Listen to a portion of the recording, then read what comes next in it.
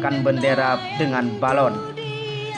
Balon bisa bertahan beberapa hari dengan harapan angin barat bertiup ke barat sehingga berhembus ke arah Banda Aceh.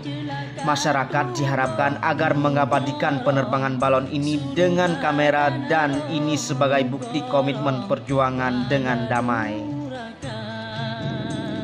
Ini adalah sebagai bukti identitas perjuangan meskipun sudah ditandatangani dalam Perjanjian Damai Helsinki ASNLF AM serta berkomitmen dengan perjuangannya.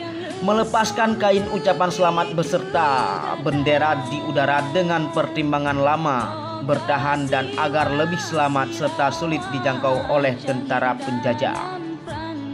Seperti diketahui, setiap tanggal 4 Desember menjadi hari paling bersejarah bagi para mantan pejuang gerakan Aceh Merdeka.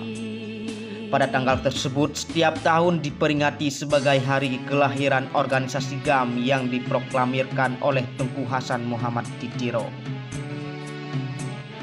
Deklarasi GAM itu diumumkan Hasan Tiro kepada dunia di Bukit Cokkan pada tanggal 4 Desember 1907.